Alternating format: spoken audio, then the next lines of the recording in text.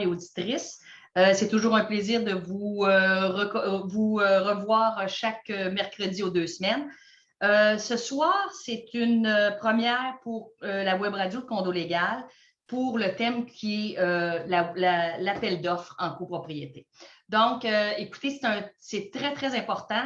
Il y a beaucoup de travaux et de travaux importants que les syndicats de copropriété doivent réaliser de plus en plus présentement.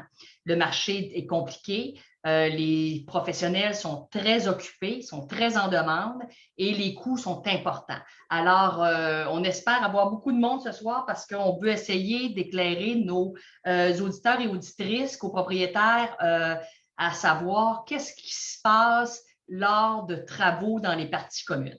Donc, les appels d'offres en copropriété, c'est notre web radio de ce soir. Je suis fière d'être le commanditaire, le partenaire de la soirée pour cette présentation-là. Et ce soir, avec moi, j'ai toujours Maître Yves Jolicoeur d'une grande générosité d'être présent souvent. Bonsoir, Maître Jolicoeur, ça va bien? Bonsoir, M. Couture, ça va très bien, merci. Donc, merci à Maître Jolicoeur d'être avec nous. Et nous avons ce soir un ingénieur et un architecte pour participer à l'émission. On va aussi clarifier qu'est-ce que font ces deux personnages-là. Donc, Hubert Saint-Pierre de Saint-Pierre et Associés. Bonsoir, Hubert, ça va bien? Oui, bonsoir Valérie, bonsoir tout le monde. Ça va bien, merci. Donc, et Monsieur Georges Fallat, très reconnu aussi en copropriété comme Hubert, parce que je crois que ces deux personnes-là travaillent énormément dans le domaine de la copropriété. Monsieur Fallat qui est architecte et pour sa firme GAPI. Donc, Monsieur Fallat, bonsoir, vous allez bien? Bonsoir à vous, bonsoir à tout le monde.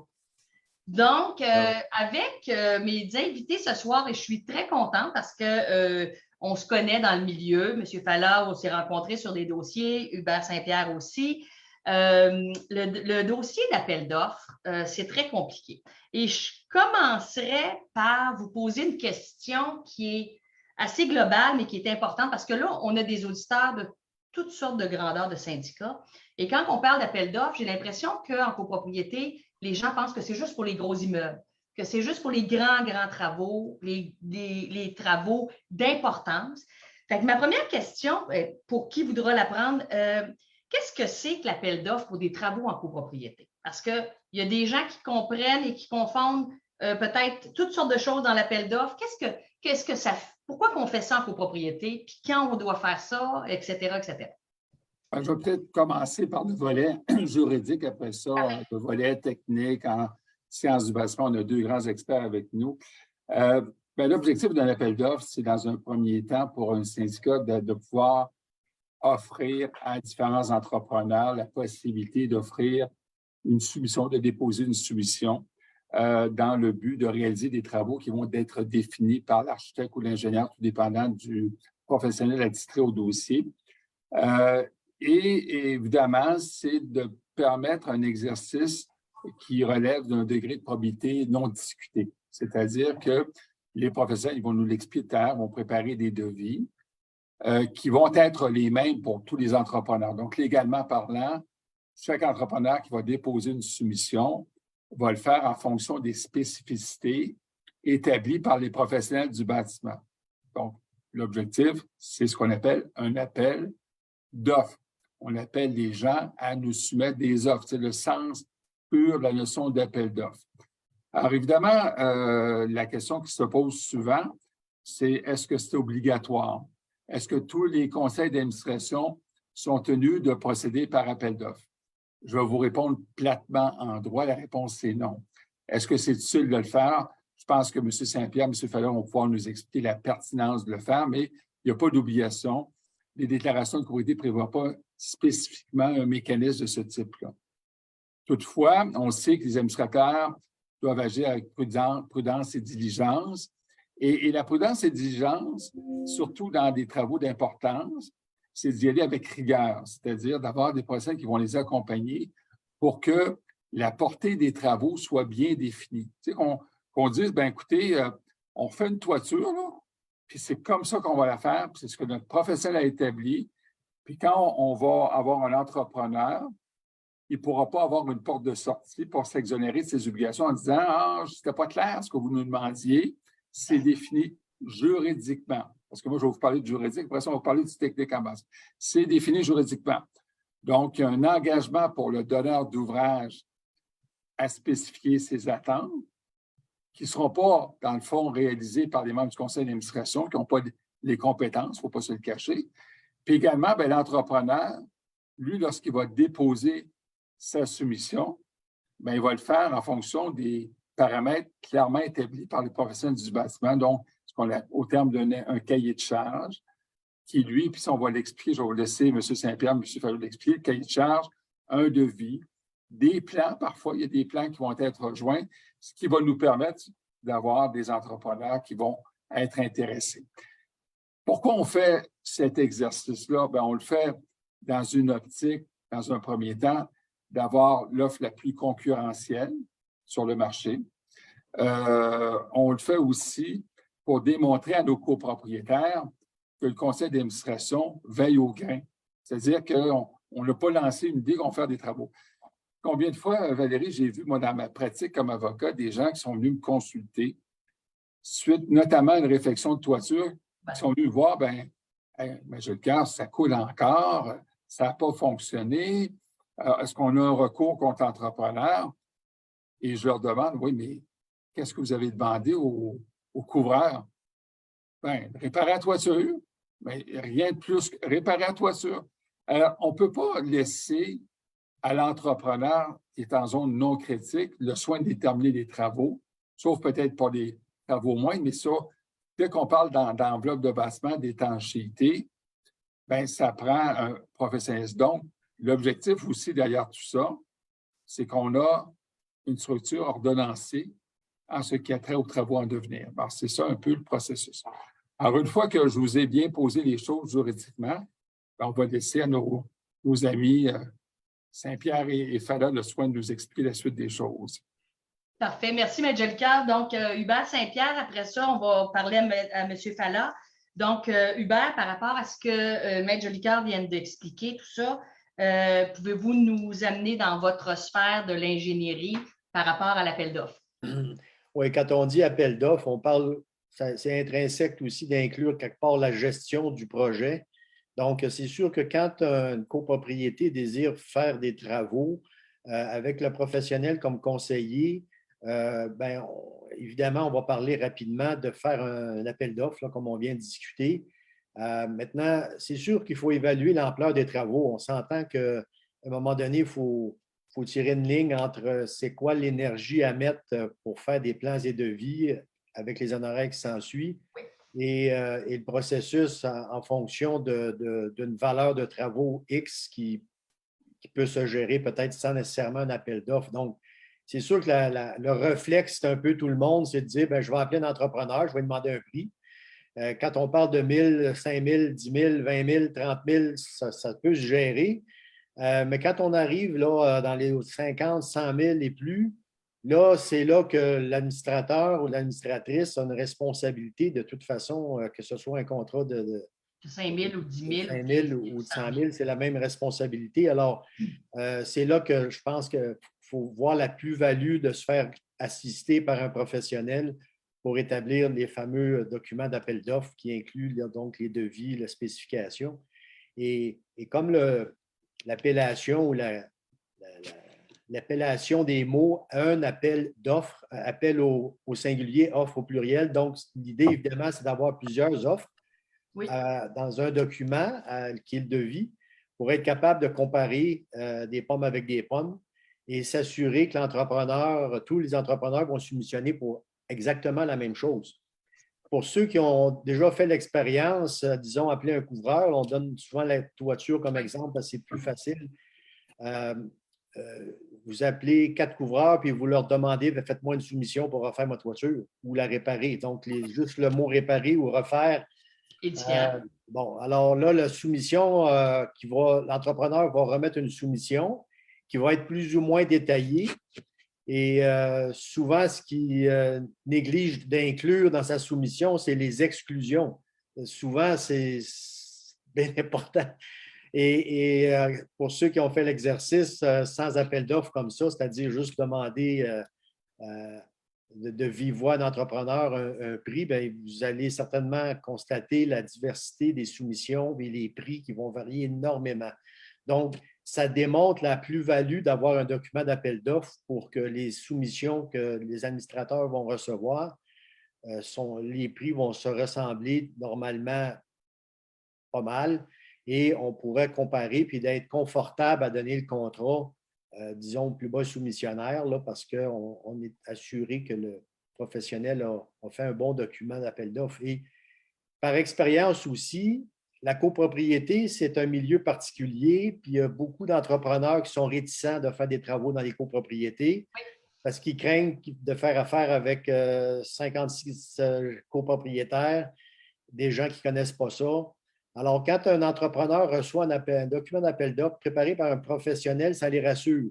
C'est-à-dire, ils sont contents de voir que le client prend ça au sérieux parce qu'il dépense des honoraires, oui, pour le professionnel, qui veut bien établir le projet, puis que ça va être bien suivi durant le projet. Parce que dans la presque totalité des cas, quand un professionnel a le mandat de préparer des plans de vie, il va faire aussi la supervision des travaux. Il agit un peu comme arbitre pendant les travaux.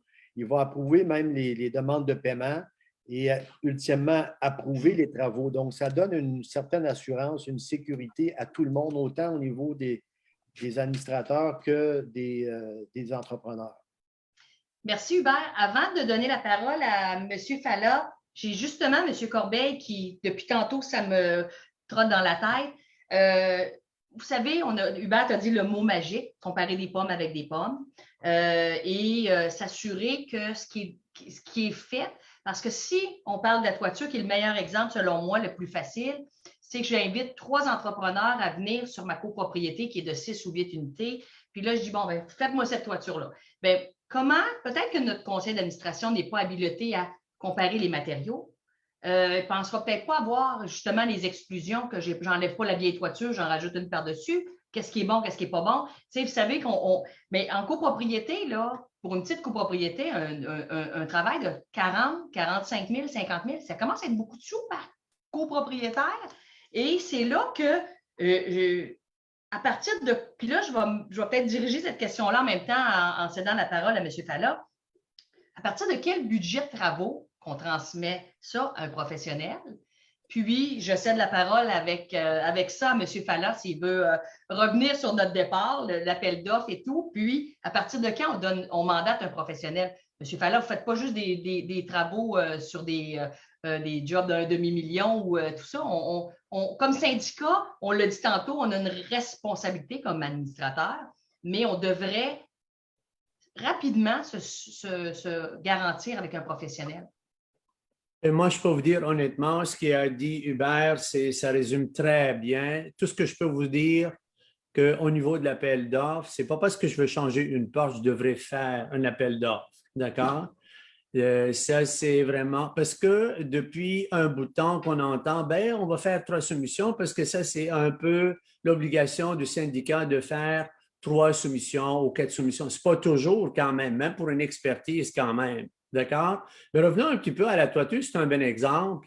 C'est que même encore, les points clés, d'après moi, pour avoir des bons prix, c'est vraiment de se retarder à élaborer bien les plans et devis. Ça, c'est la clé, d'après moi. D'accord? Et de un, là, on fait affaire avec des entrepreneurs qui sont solides et qui sont bien vus dans le marché. Parce que moi, j'entends souvent, on a appelé 10, 15 entrepreneurs. Ce n'est pas le nombre qui fait en sorte que je vais avoir un bon prix ou non. Mais de 10, dans plusieurs cas, comme me dit, il y en a 2 ou 3 qui se présentent. Oui. D'accord? Donc, dans mon cas, c'est moi qui propose au client de dire, écoutez, là, minimum 3, maximum 5. Et on arrête à ça parce que le marché, entre le premier entrepreneur et le 5e entrepreneur, il n'y a même pas 10 %. Il a raison quand même, Hubert, quand il disait, quand on établit des plans et devis, clair, il n'y en a pas beaucoup de différence. Mais moi, je reçois de temps en temps de mes anciens clients. Monsieur Fallat, on a fait affaire avec 3 entrepreneurs, 3 couvreurs. Et imaginez-vous, le prix est énorme. 175, 275 et 310. C'est drôle, j'ai eu ça la semaine passée. On me demande lesquels comprend M. Fallard. Comme Maître Jolicoeur, tantôt, il a expliqué comment, est-ce que vous avez des plans et devis? Est-ce qu'au moins il y a des points clés pour le dire à l'entrepreneur, membrane stomère, bicouche, de telle nature, c'est quoi le produit que je veux l'utiliser? Mais ça, c'est bien beau, ça. Ce n'est pas tous les couvreurs, avec tout le respect des couvreurs, qui vraiment finissent les détails comme il faut. Pourquoi on fait des plans? C'est pour montrer les détails d'exécution au couvreur. C'est vrai qu'il est habitué à faire ça, mais il y a des détails typiques qu'il faut vraiment les travailler pour le donner au couvreur. Le devis, ben, on vient de le dire à plusieurs reprises, le devis, c'est vraiment il y a des conditions particulières, il y a des conditions générales, il y a la spécification des produits, même l'entreposage et la protection de l'environnement, et on parle des garanties, début des travaux, fin des travaux, et c'est pourquoi la beauté des plans et devis, c'est une assurance. Ce n'est pas un luxe, selon moi, mais pour répondre à votre question, Valérie, ça pourra aller, selon moi, là, mettons pour une toiture, moi, j'irais à 20 000 et plus. OK. Mais là, Sinon, on fait affaire avec un professionnel, puis on le donne un mandat au professionnel avec des points clés. Exemple, si c'était une toiture en bardeau, bon, il y en a 3 à 5 visites qui peuvent le faire, et pour des points spécifiques. Exemple, quand j'enlève le bardeau, qu'est-ce que je peux voir? Est-ce que vraiment il y en a une pourriture? oui. Deuxièmement, est-ce que la toiture a une bonne ventilation, oui ou non? D'accord? Donc, ces points clés qui rassurent le client et qui peut être chargé probablement par visite, je ne sais pas moi, ça pourrait être 700-800 $ par visite. C'est sûr que ça ne coûtera pas à la fin des milliers, mais quand même, avec un budget raisonnable, on peut assurer quand même une bonne qualité de la réfection de la toiture. Donc, vous dites que des services qui ne sont pas nécessairement de prendre l'appel d'offres, la supervision de travaux, le débourser, etc., mais des visites ponctuelles d'un professionnel qui vient voir à des moments clés. Bien, c'est une des façons qu'on l'utilise avec des clients. Oui. On ne va pas dire qu'ils font pitié, mais quand même, qui ont un peu, quand même, leur budget il est un peu dans le négatif, ou ils vont ramasser, bien, parce que vous savez quand même, ils font des cotisations spéciales. Et ça, il y en a le 20 unités et plus bas, bien, c'est ce qu'ils font. D'accord? Oui. Mais 20 unités et plus, c'est sûr qu'ils utilisent les services d'un professionnel, l'appel d'offres. Ils savent que c'est une assurance et quand même, il ne faut pas oublier, s'il arrive quelque chose, au bout de la ligne, c'est le professionnel qui suit. Bien, il l'a dit, Hubert, que c'est l'arbitre. C'est l'arbitre pour vraiment, à la fin, le livrable, que ce soit vraiment un produit qui est, c'est vraiment de qualité, et 2, qu'il n'y a pas des extras. Parce que nos amis les entrepreneurs, avec tout le respect, ils aiment ça, les extras. Mais les extras, d'où viennent les extras? De quelque chose qui est oublié par le professionnel, de le projeter dans ses plans. C'est tout simple que ça. Des fois, c'est un mot, des fois, c'est une ligne pour montrer qu'il faut mettre un soleil membrané ou des choses comme ça. Oui. Et c'est ce qui fait que toute la différence, que les plans de devis est bien établi. Ce n'est pas nécessaire, comme nos amis les Français, ils disent, ben, on ne prend pas le plus bas soumissionnaire ou le plus haut entre les deux. Ce n'est pas nécessaire. Moi, je peux vous dire, actuellement, je suis rendu à une réfection de 207 toitures. J'ai toujours pris le plus bas soumissionnaire. Et pourquoi? Parce qu'il faut vérifier son antécédent, ses travaux, sa solvabilité. Et tantôt, on parlait d'exécution, cautionnement. Ce n'est pas tout le monde qui prenne ça. C'est du sous. Hein? C'est... Hubert, j'ai vu jusqu'à 5 5 oui. Mais ça, c'est monnayé quand même. C'est le client qui va le payer. C'est le syndicat qui va le payer. D'accord?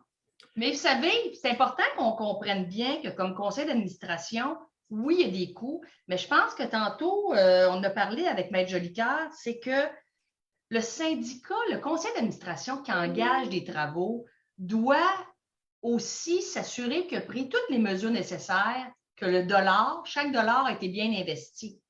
Donc, je crois que moi, je suis beaucoup dans nos syndicats de copropriété de voir avec des professionnels. Ça dégage le conseil d'administration d'une certaine responsabilité et ça assure que le dollar qui est investi en travaux, on en a plus pour notre argent.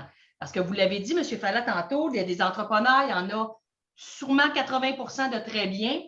Il y a quelques ratoureux. Puis quand ça tombe dans notre copropriété, parce qu'on a pris le plus bas soumissionnaire sans plan de match, sans plan des devis, tout ça, ça devient compliqué. Et aussi, la surveillance de chantier, c'est beau de prendre un bon entrepreneur, mais il faut s'assurer que ce qui a été convenu est réalisé sur le travail à faire sur la copropriété.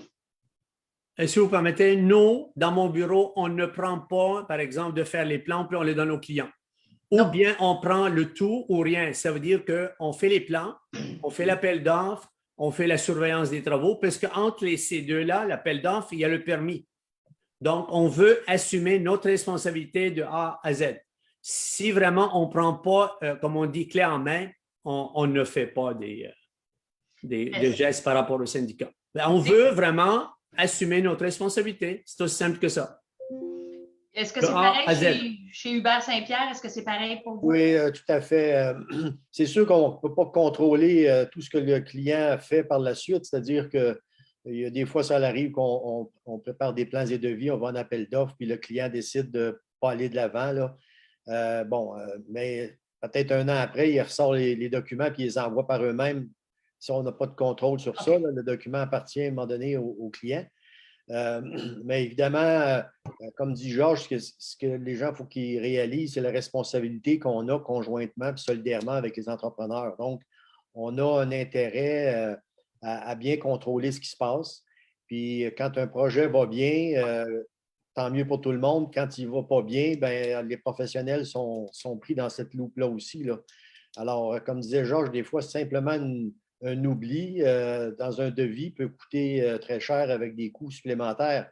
Des notes, par exemple, comme j'ai déjà vu, un soumissionnaire, un entrepreneur qui rénove tous les espaces communs intérieurs, puis dans sa soumission, c'est inscrit pose la nouvelle céramique. 50 000 $. Un détail qui n'était pas écrit, c'est fourniture. Oh, Cet entrepreneur-là, lui, est habitué d'avoir dans ses contrats à lui que le client achetait la céramique puis lui venait la poser. Puis plus que ça, je lui ai posé la question, mais qui va enlever est-ce que c'est vous qui va enlever la vieille? Des détails aussi banals que ça. Donc, c'est enlèvement de l'existant, préparation, fourniture et pose. C'est des choses aussi simples que ça qui peuvent faire des dépenses importantes. C'est sûr que je comprends les copropriétés, là, les budgets sont souvent serrés et tout, mais il faut voir la dépense.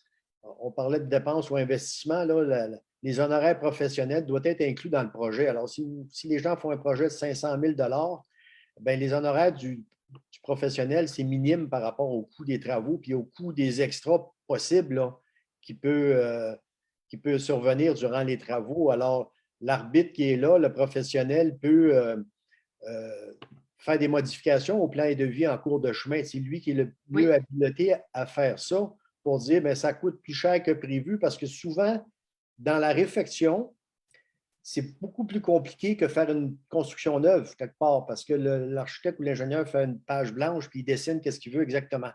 Quand c'est de la réfection, bien là, on découvre des choses, on ouvre les murs que le professionnel n'a pas nécessairement fait avant de tout faire ça. Donc, souvent, ça va être des contrats à prix unitaire.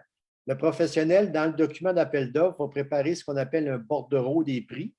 Puis il va mettre des quantités. Tant de pieds carrés de toiture, tant de pieds carrés de briques, de joints, de scellants ou quoi que ce soit. Et puis, les entrepreneurs vont soumettre des prix unitaires.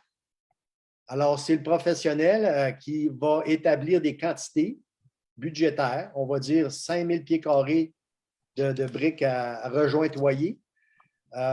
Si c'est 4 500 au final, les clients vont payer 4 500 pieds carrés et non pas le 5 000 qui est dans le bordereau. Mais si c'est 5 200, donc le client accepte, puis ça, chez nous, on en fait beaucoup, puis Georges, je suis convaincu aussi, dans la réfection, il est très fréquent d'avoir des contrats à prix unitaire et on s'assoit avec le client pour leur expliquer que ce n'est pas un forfait, c'est des prix. Les prix unitaires sont forfaitaires, mais la quantité globale, c'est géré par le professionnel, puis c'est lui qui donne des instructions à l'entrepreneur au niveau des quantités. Alors ça, c'est une gestion, je parlais de gestion un peu plus tôt, là, c'est vraiment le nerf de la guerre, souvent, c'est dans la gestion du devis, de l'appel d'offres. Donc, c'est important que le professionnel soit le même là, du début à la fin, là, autant au niveau de l'identification des travaux à faire que de préparer plein de devis, d'estimer les quantités, les budgets et la supervision des travaux.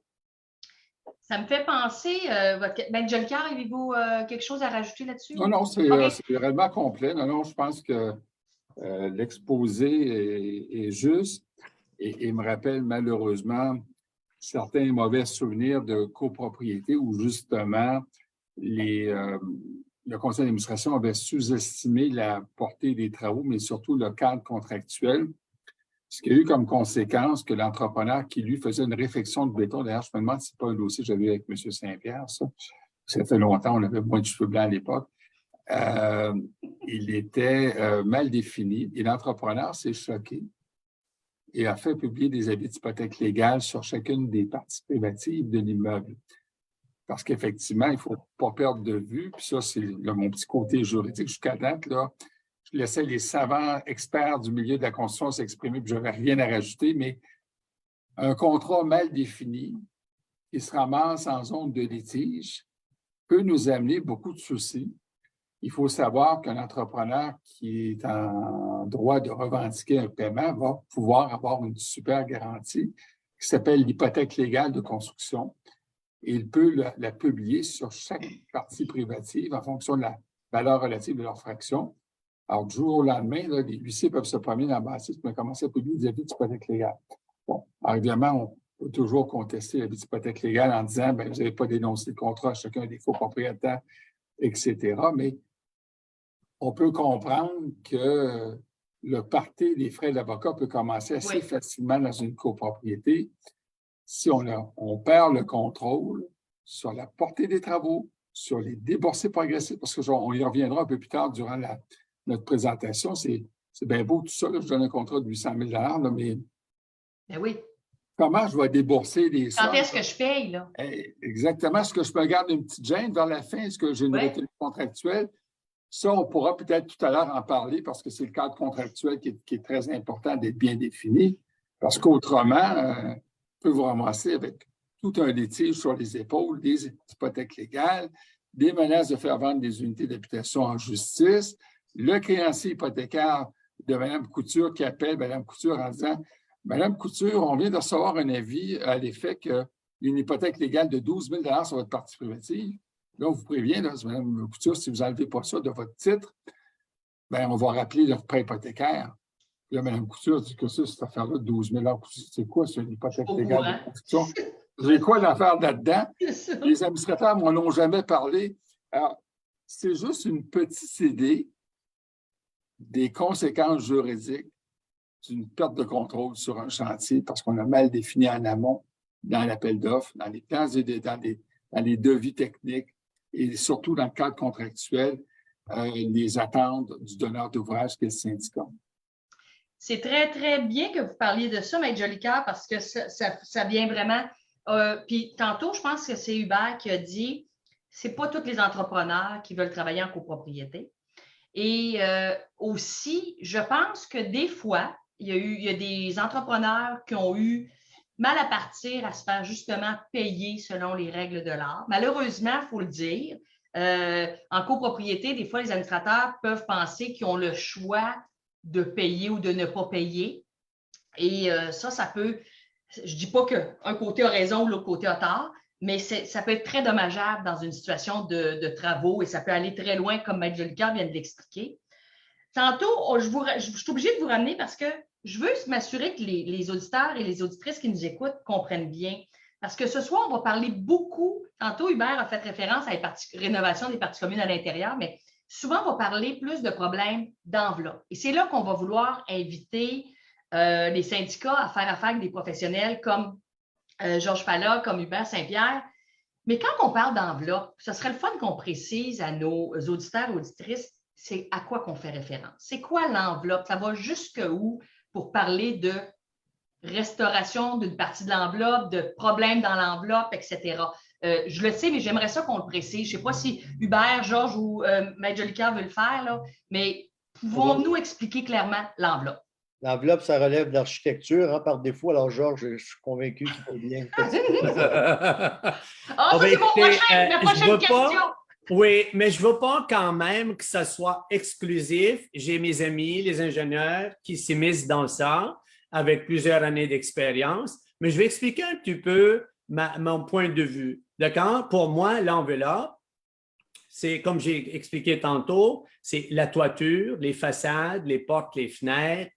Et si vraiment on a des faiblesses, quand on fait une restauration, si par exemple on a des problèmes d'affaissement, des grandes fissures qui se produisent dans les murs de fondation, les balcons, on fait affaire avec un ingénieur pour nous dire, bien, c'est quoi le problème et comment le corriger. Mais on va prendre quand même un cas typique qu'on est en train de le faire un peu partout dans nos bâtiments suite à l'inspection des façades, la loi 122 de la RBQ. D'accord? Donc, à ce moment-là, ça, c'est clair que ça vient d'un rapport d'inspection en premier, et ce rapport d'inspection qu'on annote la même chose pour tous les problèmes sur chaque façade, et ça se trouve où, et puis quelle est la cause. C'est important, par exemple, d'accord? Quelle est la cause de cette fissure? Et une fois qu'on a remis ce rapport, on travaille sur la réhabilitation de ces façades. Là, on fait les plans. On fait les plans et devis, on fait l'appel d'offres. Qu'est-ce que ça consiste à faire? Pourquoi on fait des appels d'offres pour restaurer des façades? C'est que c'est sûr qu'on a plusieurs problèmes sur les façades. Oui. Exemple, j'ai des fissures dans les murs de briques. J'ai des murs qui ont eu des gonflements. J'ai des éclatements, le mur de briques. C'est ça. J'ai la formation de rouille sur les linteaux à cause, je viens de visiter un bâtiment aujourd'hui qui est dans les années 75, qui n'a pas de l'isolant, donc ils sont là et il y a 1 pouce à l'intérieur, d'accord? Et puis à l'extérieur, c'est la brique, le bloc de béton, puis ainsi de suite. Je ne me tarde pas là-dessus, mais les linteaux sont tous arrouillés. Puis actuellement, il y en a un responsable, un administrateur, et puis il tourne le dos sur le bâtiment. Puis il ne veut rien savoir, puis ça coûte cher, et puis ils ne veulent pas qu'on en parle. D'accord? Okay. Mais ça, c'est des bâtiments, oui, ils veulent fermer les yeux. C'est des bâtiments, d'après moi, ils ne durent pas longtemps. D'accord? Et de un, et de deux, il faut comprendre à quoi consiste la restauration. Si, par exemple, j'ai des différentes murs massifs, murs en enduit acrylique, murs rideaux, murs à cavité d'air, et si vraiment, quand on va s'impliquer dans ces compositions de murs, il faut le savoir, c'est quoi la composition, puis c'est quoi les problèmes de chaque composition. Si, par exemple, l'autre fois, j'ai parlé avec un architecte et je lui ai dit, parce que là, il commence à faire de l'inspection des façades, et à côté de lui est un ingénieur. J'ai dit, est-ce que vous avez déjà fait des inspections des façades de murs rideaux? On m'a dit, ben oui, comme toutes les... Non, ce n'est pas vrai. Parce que ça, c'est la copropriété où le syndicat devrait quand même comprendre que ce n'est pas tous les ingénieurs, ce n'est pas tous les architectes qui ont l'habilité d'avoir une inspection de toutes les compositions des façades. Ça, c'est un point important. Puis qu'est-ce qu'on fait encore pour l'inspection? On fait tous les éléments pour ressortir si vraiment il y a des conditions dangereuses ou non, ou tous ceux qui amènent à des conditions dangereuses. C'est ça ce qui est important de comprendre pour le syndicat, parce que j'ai l'impression depuis un bout de temps que la loi est là. Les syndicats pensent que si la brique ne tombe pas, ben là, on ne répare rien. Voyez-vous, c'est ça. C'est malheureux pour le moment, puis on est chanceux de ne pas avoir des accidents, mais il faut vraiment changer cette mentalité parce que si vraiment on n'entretient pas le parc, ben, c'est bien de valeur. C'est clair. Puis ça, on a déjà, Maître Jolicoeur en a déjà parlé dans le cas de ce qui est arrivé malheureusement en Floride avec Surfside et tout ça. Maître Jolicoeur disait, au Québec, ça va bien, mais on a quand même peut-être quelques bâtiments qui sont dans un moins bon état, si on peut dire ça. On n'a pas de bâtiment probablement très, très, très dangereux, mais il faut que les gens comprennent que la loi 122, ça a été mis en place justement parce qu'il est arrivé deux fâcheux incidents qui ont causé la mort. Et que si on fait faire un rapport et on ne fait pas le suivi, on vient en fait de garrocher l'argent des copropriétaires pour rien parce qu'on veut se mettre en loi, mais il faut faire ce qu'il y a à faire pour protéger notre enveloppe du bâtiment, notre immeuble et tout ça. Et ça m'amène avec la réponse de M. Falla dont il vient de donner. Je sais, mais c'est délicat la question que je vais poser, mais je la pose quand même parce que c'est important pour les auditeurs de connaître le rôle de l'architecte et le rôle de l'ingénieur. Alors, je commencerai par Hubert. Si tu pouvais nous décrire le rôle de l'ingénieur et après, M. Falla va pouvoir nous décrire un peu son travail parce que des fois, vous êtes ensemble, mais des fois, il y a des choses que l'un ou l'autre fait plus spécifiquement. C'est sûr que chaque professionnel, l'ingénieur, architecte, ont leur champ de pratique, d'ailleurs, qui sont définis dans la loi des ingénieurs et la loi des architectes. Ça inclut l'éthique professionnelle. Donc, la base de l'éthique professionnelle, c'est d'agir en connaissance de cause, à savoir que moi, par exemple, je suis ingénieur civil, ben, je ne m'improviserai pas ingénieur électrique, même si j'ai des connaissances limitées dans ce domaine-là, assez pour parler intelligemment, mais je ne prendrai pas des mandats ou faire un concept en électricité. De la même façon, je ne prendrai pas un mandat en architecture, même si j'ai des connaissances au niveau de l'architecture. Je pense qu'il y a une distinction à faire lorsqu'un ingénieur ou un architecte sort de l'université. Ils ont un gros coffre d'outils, puis il n'en tient qu'à eux de l'utiliser puis de développer l'expérience et l'expertise dans leurs champs respectifs. Dans le cas des ingénieurs, par exemple, il y a une multitude de spécialités qui s'est développée avec les années. Maintenant, si on revient à la copropriété, là où, pour utiliser le terme que Georges utilisait, que les ingénieurs s'immiscent dans les activités des architectes au niveau, par exemple, de l'enveloppe du bâtiment. On parle beaucoup d'enveloppe. Pourquoi? Parce que c'est l'enveloppe qui est la sollicitée le plus. Là. Évidemment, les intempéries, notre climat chez nous, l'enveloppe, c'est elle qui prend le coup, le plus dur coup, comparativement à la structure qui est presque tout le temps protégée à l'intérieur. Donc, il n'y a pas de changement de température, gel, dégel, ces choses-là, pas d'eau, quoi que ce soit. Tandis que la mécanique électrique, bien, ça, c'est plus en mouvement. C'est des choses qui vont s'user. Donc, par contre, qu'est-ce qui fait que dans un syndicat de copropriété, l'ingénieur ou l'architecte peuvent travailler dans les mêmes mandats?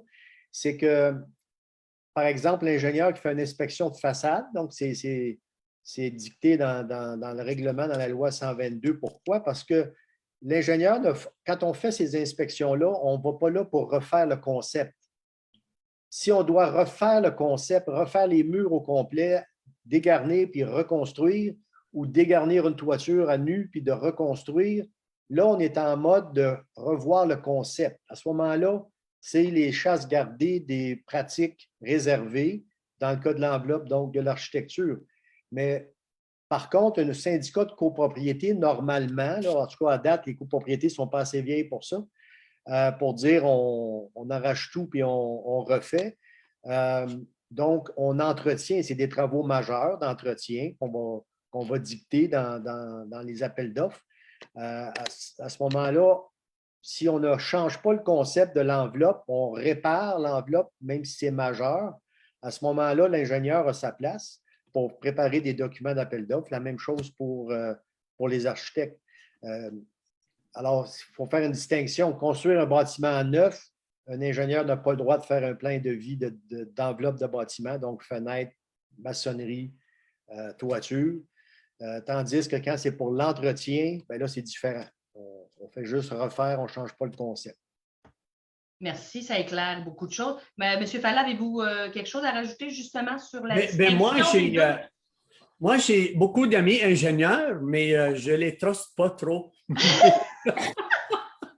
Mais sont mes amis, je les admire parce que vous savez pourquoi?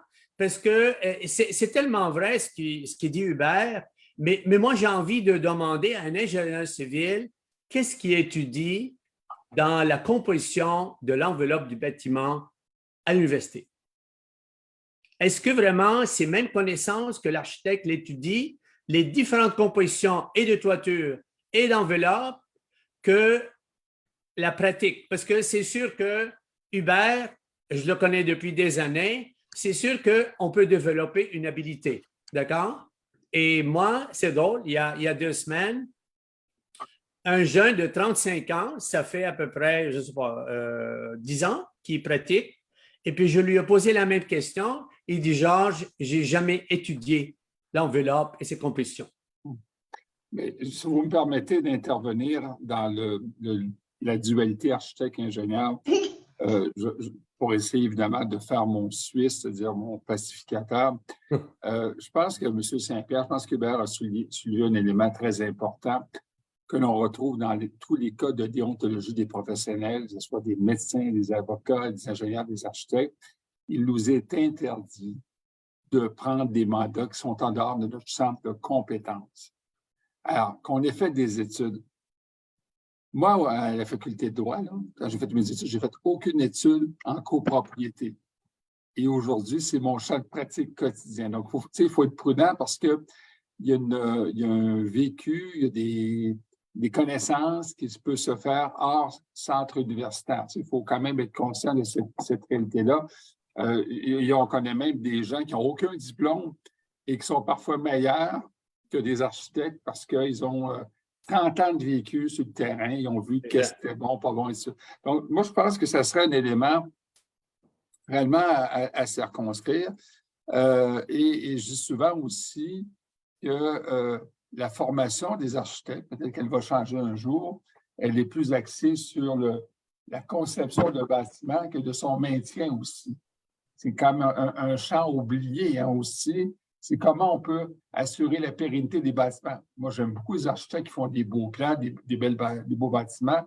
Mais quand on leur demande de dire « prenez donc soin de tout ce parc immobilier », ben, ils ne sont pas forcément dans leur univers. Donc, ça, c'est un élément qu'il faut peut-être souligner. Je pense que, pour moi, le commentaire de M. Saint-Pierre fait du sens. Lorsqu'on est en conception, je pense que c'est ça qu'il faut retenir en conception d'enveloppe de bâtiment, c'est de la compétence exclusive de l'architecte. Quand on doit remettre les pièces du puzzle l'une par-dessus l'autre en fonction d'un concept qui était viable, parce que ça, c'est une autre question, ça ne sert à rien de rebâtir sur quelque chose qui n'était pas viable. Si au début, il y avait une erreur dans le concept d'enveloppe de bâtiment, je pense que l'ingénieur se mettrait un doigt au mauvais endroit que de répliquer l'erreur d'un autre professionnel. Donc, il faut avoir une zone critique vis-à-vis de ça. Mais au-delà de ces questions de champ de compétences, puis je pense que c'est important pour nos auditeurs ce soir de ne pas avoir la pensée magique qu'un architecte, un ingénieur, il peut tout faire. Au-delà de cette question-là, on l'a soulevé tout à l'heure, Valérie, par la loi 122, mais en fait, le vrai terme, la loi 122 est venue modifier le code de sécurité de chapitre bâtiment pour introduire des inspections obligatoires, ce qu'on appelle le CBCH, chapitre bâtiment du code de sécurité. Rappelons-nous que ces dispositions-là, en termes d'enveloppe de bâtiment, elles sont là essentiellement pour assurer la sécurité des occupants du bâtiment, de ceux qui visitent les lieux. On veut s'assurer qu'il n'y a pas une pierre qui va tomber du 8e étage tuer quelqu'un. Bon. Un morceau de balcon qui va tomber, justement. Un balcon, etc. Donc, ce que j'appellerais le diagnostic en termes de stabilité d'une façade, c'est une chose, et leur habileté, c'est autre chose. Il faut faire attention, là. Quelqu'un peut être extrêmement compétent pour voir des conditions dangereuses, mais pas forcément compétent pour réhabiliter. Tu sais, l'architecte, il peut intervenir sur une façade en structure de béton en disant c'est en train de se dégager. Est-il le meilleur intervenant pour réhabiliter une problématique de structure? C'est une autre question. Donc, c'est sûr qu'il y a une question d'intégrité des professionnels lorsqu'on arrive à préparer, puis ce dont on vient à notre sujet d'appel d'offres, de préparer des plans et devis, de préparer un cahier de charges. ben, il faut réellement poser aux professionnels, avez-vous les compétences pour le faire? Moi, puis là, ça, c'est des compétences qui s'apprennent à l'école, mais aussi des compétences qui s'apprennent dans un milieu de travail. Alors là, si vous permettez, Valérie, on va peut-être voir dans le glossaire de condo légal certaines définitions, parce que ce soir, on a parlé de cahier de charge, d'appel d'offres. Une des premières définitions qu'on a ici à l'écran, c'est la notion de cahier de charge. Bon. Alors, le cahier de charge, c'est quoi? C'est un document contractuel, donc, qui a pour objet de définir certaines conditions administratives, techniques, financières ou autres imposées par l'un des contractants. Bon, évidemment, ça va être le donneur d'ouvrage ici, qui va être le syndicat. Il peut ainsi décrire les travaux, les prestations ainsi que leur modalité d'exécution. Alors donc, évidemment, si jamais on est en brouille avec l'entrepreneur, que M. Saint-Pierre ou M. Fallon nous ont préparé un excellent cahier de charge, ben on va dire, vous ne l'avez pas lu, c'est ça qu'il faut suivre. Donc, le concept de cahier de charge s'applique à tous les genres de marchés, qu'il s'agisse de fournitures. C'est vrai, tu sais, j'ai besoin de commander 18 aspirateurs. C'est vrai que je vois un cahier de charge, mais pour ce soir, c'est valide évidemment pour les travaux et parfois même des prestations de services. Et on dit à partir du cahier de charge, les différents professionnels du bâtiment établiront un devis. Alors, peut-être qu'on pourrait aller sur la définition de ce que c'est un devis. Parce qu'ils sont. Bon. Alors, un devis, qu'est-ce que c'est? C'est un document détaillé des travaux à réaliser. Il comporte notamment une description qualitative, la qualité des matériaux qui devront être incorporés dans le chantier, détaillé, des travaux à faire et de la manière de les exécuter. Parce que si le devis n'est pas précis, vous laissez à l'entrepreneur le soin d'établir le mode d'exécution des travaux. Donc, parfois, ça ne sera peut-être pas souhaitable qu'on laisse libre cours à l'imagination de l'entrepreneur pour établir la manière de les exécuter. Bon. Et là, on dit que le devis précise également la qualité et la quantité des matériaux devant être employés, comment ils doivent être installés. Alors donc, on voit très bien que ça prend un degré de savoir d'ingénieur ou de l'architecte pour guider le syndicat. On va parler de l'épaisseur des matériaux, la qualité d'une membrane, l'épaisseur d'une membrane, etc. Tu sais, si vous demandez à l'entrepreneur, je veux une membrane, oui, mais quel genre de membrane? Une membrane mince, épaisse, trop épaisse, pas assez épaisse, trop collante, pas collante, etc. Donc, d'où l'importance d'avoir un devis assez précis. Et on va regarder maintenant la définition de ce que c'est un des plans et devis, parce que là, on va rentrer dans une autre notion de l'immeuble bâti. On sait que le Code civil nous oblige au Québec à avoir au registre de la copropriété les plans et devis de l'immeuble bâti, hein, tel qu'il a été construit. Alors, je vais lire la définition. Les plans constituent la représentation technique et graphique faite à l'échelle d'une construction et doivent être signés selon le cas par un ingénieur, un architecte, hein, tout dépendant des champs de compétences, qui doivent y apposer leur sceau. Très important, ça aussi. Les devis constituent quant à eux un document écrit énonçant la nature et les détails des travaux réalisés. Il comporte notamment les spécifications techniques, une description qualitative détaillée des matériaux du site. Et on dit les plans et devis de l'immeuble bâti permettent au conseil d'administration de faciliter l'entretien du bâtiment ainsi que les interventions futures, rénovation, modification et agrandissement. Bon, on dit que ces documents font partie du registre de la copropriété et doivent être tenus à disposition de tout auteur qui en fait la demande. Là, je veux juste quand même signaler, Valérie, on va certainement en parler dans nos prochaines émissions quand le règlement va être publié en Gazette officielle de règlement sur le projet de loi 16 qui va forcer les syndicats à faire des canaux d'entretien. Et pour faire un canal d'entretien, si on n'a pas les plans et devis d'un immeuble bâti, c'est un exercice beaucoup plus laborieux. Bon. Oui. Un autre élément aussi, tant qu'à faire un peu de droit sur le sujet, un petit pouce, c'est l'article 1083.1. Et ça, on va peut-être le cliquer parce que ça va nous amener au Code civil. Je vais vous le lire. Alors, ce qui est nouveau, puis ça, c'est important que nos auditeurs le sachent, c'est qu'avec le projet de loi 16, on est en droit aujourd'hui d'obtenir de l'architecte ou de l'ingénieur qui avait été mandaté par le promoteur les plans et devis de l'immeuble. Alors, évidemment, ça, c'est un élément qui était incorporé dans le projet de loi 16. Pourquoi? Parce que les ingénieurs et architectes disaient, lorsqu'on leur demandait les plans de la part des syndicats, écoutez, mon donneur d'ouvrage, ce n'est pas le syndicat, c'est le promoteur. Donc, ils n'ont pas d'excuse de ne pas les donner. Alors, vous voyez là ici sur le site Condo Légal, si on va, on peut peut-être sortir des définitions. Vous avez quand même dans les substrats les informations requises et on a évidemment une fiche pratique que vous allez pouvoir consulter en ligne, celle sur l'exécution des travaux.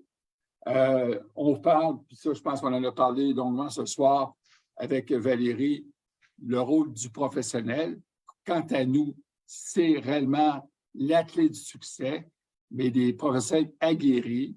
Après ça, bien, une fois qu'on a retenu nos professionnels, bien là, on va peut-être décliner un peu la fiche, si vous me permettez. On va descendre un peu.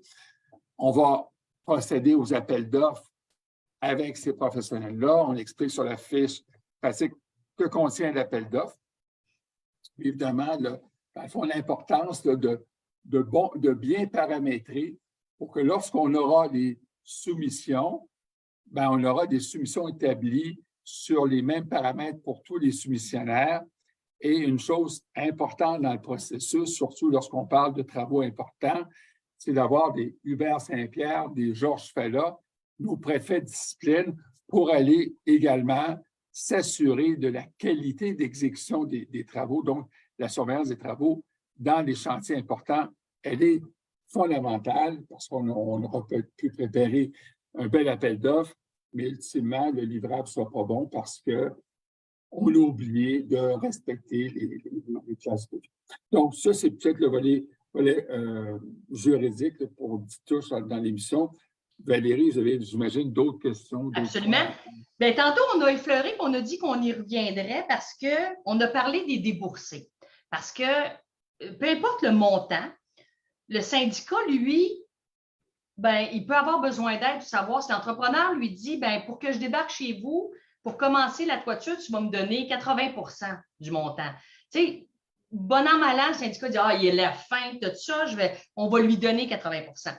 Quand on a des gens compétents qui sont en charge du projet, bien, je crois que ça fait partie de vos, si c'est dans l'offre de service où le syndicat a signé avec vous, de voir au déboursé. Qu'est-ce qu'on donne? Quand on le donne, ou c'était prévu qu'on le donne, il arrive quelque chose, on ne le donne pas. Hubert, comment que vous gérez ça pour que l'argent soit sorti? On se garde un petit peu de gêne peut-être à la fin des travaux. Je vous laisse aller là-dessus. Georges, il dit non. C'est sûr que dans le cadre de notre mandat comme responsabilité professionnelle, on se doit de maîtriser le cash flow quelque part. C'est nous qui avons préparé le document d'appel d'offres. La plupart du temps, on va préparer le contrat parce que ce qu'on n'a pas parlé peut-être, c'est le contrat qu'il y a. Puis le contrat, bien évidemment, fait référence au plein de vie. Donc, le plein de vie devient contractuel. C'est des choses aussi simples mais importantes à clarifier.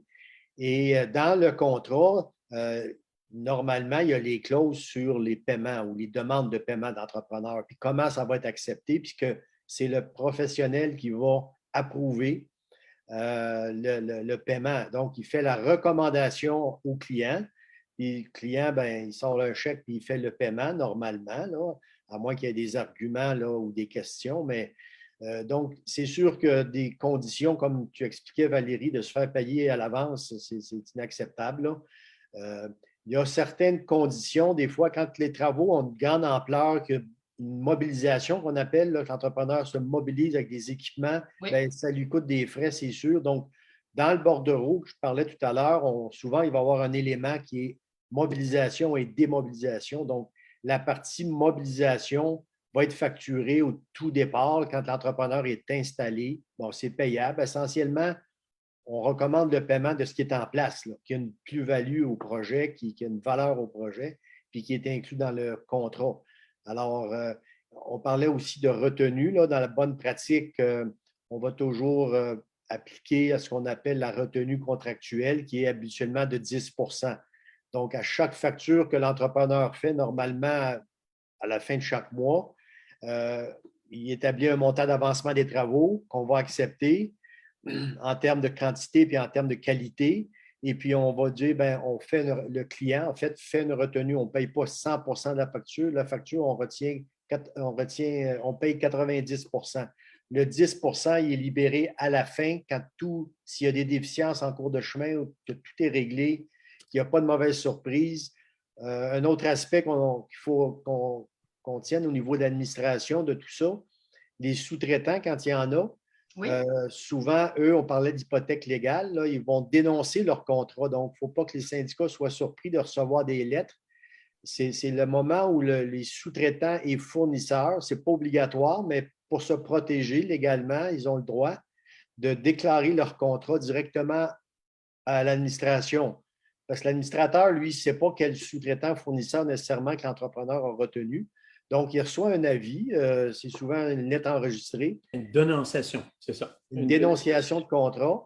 Alors, à ce moment-là, l'administrateur et son professionnel s'assurent qu'une fois que le premier paiement est fait, quand vient le temps de faire le deuxième paiement, on s'assure d'avoir des quittances des sous-traitants fournisseurs qui ont dénoncé leur contrat. Ça, c'est important. Bien sûr, pour pas que l'entrepreneur, le général, garde tout et ne paye pas son monde. Exact. Parce que les gens ont un recours avec hypothèque légale sur la propriété. Là. Donc, c'est important.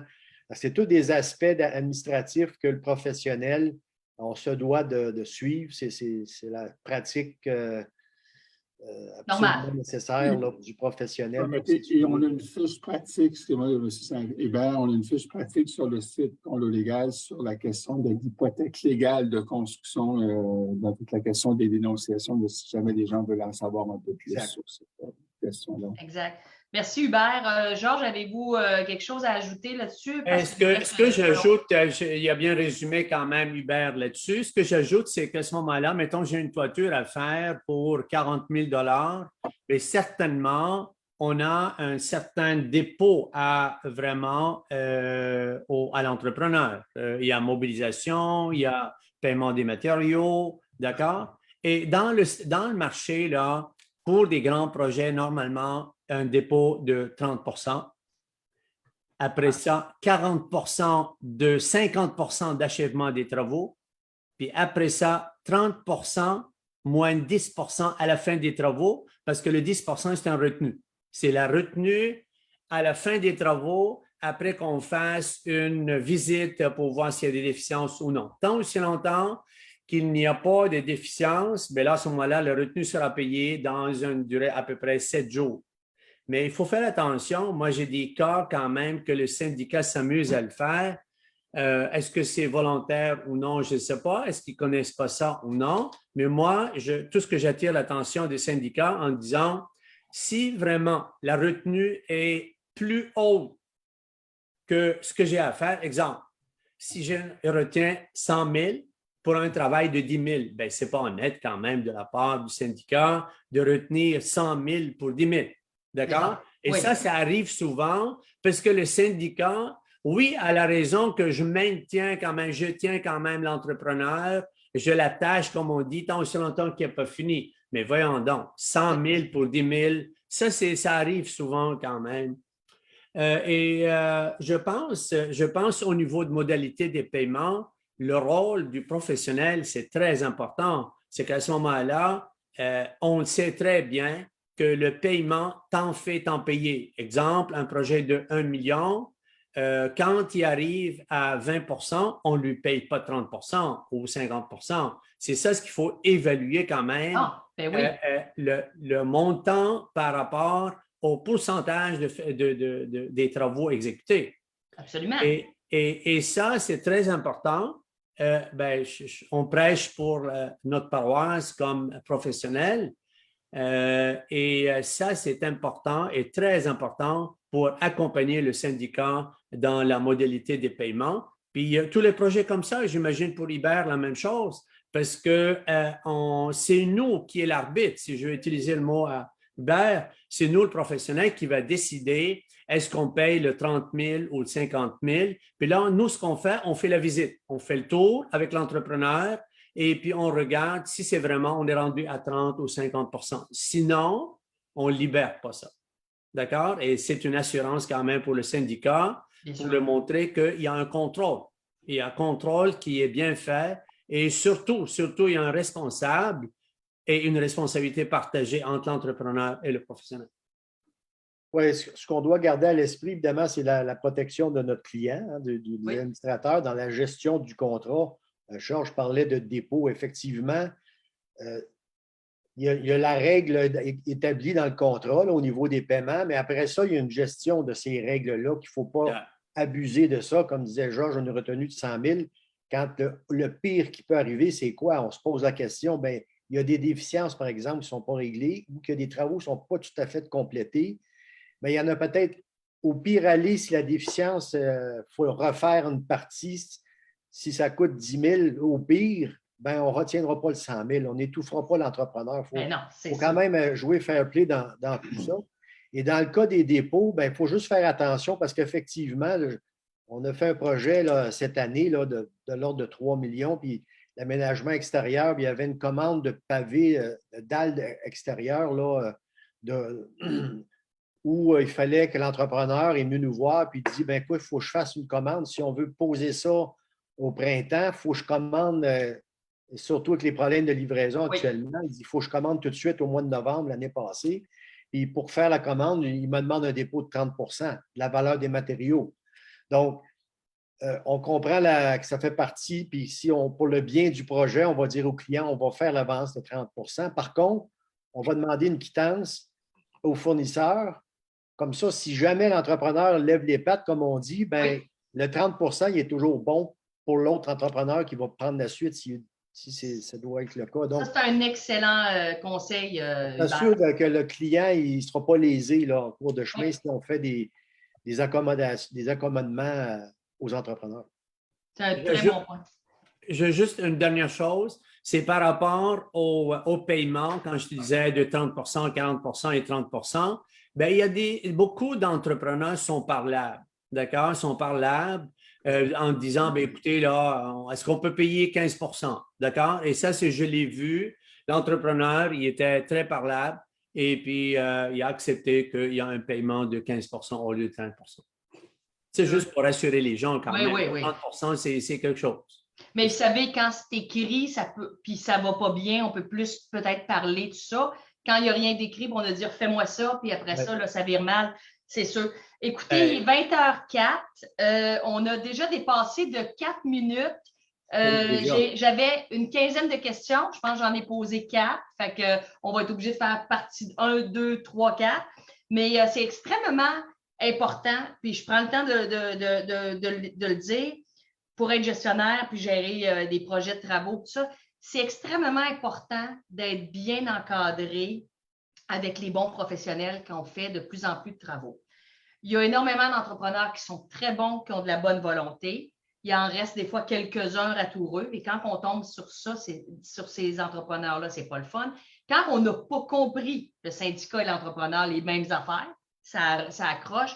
Il me restait plein de questions. Tantôt, Georges Fallait avait parlé d'un devis de performance, c'est quoi, etc. On va être obligé de se reprendre. Maître Jolicoeur, on va être obligé de se reprendre avec une autre émission sur ce terme-là parce que de plus en plus, les syndicats mettent de l'argent dans les fonds de prévoyance, donc vont être en mesure de faire des grands travaux. Donc, c'est très, très important qu'on revienne là-dessus.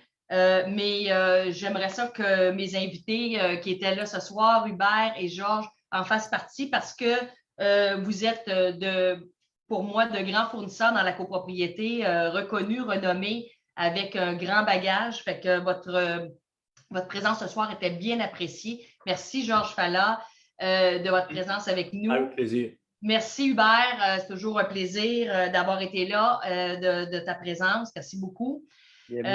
Maître Jolicoeur, merci de votre présence. Je n'étais pas certaine que vous étiez là avec nous. Donc, merci d'avoir été là. C'est un plaisir. La prochaine web radio est prévue pour le 19 octobre, toujours à 19h. Il nous reste à confirmer. On avait déjà un plan de match. On attend juste de finaliser le tout. Mais ça va être très intéressant.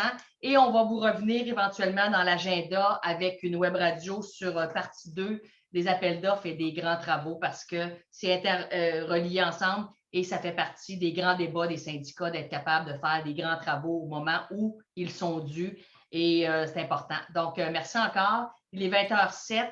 Je remercie mes trois acolytes et je n'oublie pas l'homme derrière la caméra, Gabriel. Merci à vous tous. Merci Valérie. Merci Georges, Hubert. C'est super gentil d'être là. Merci à tous. Merci, hein, bonne soirée. Merci. Bonne soirée. Bonsoir.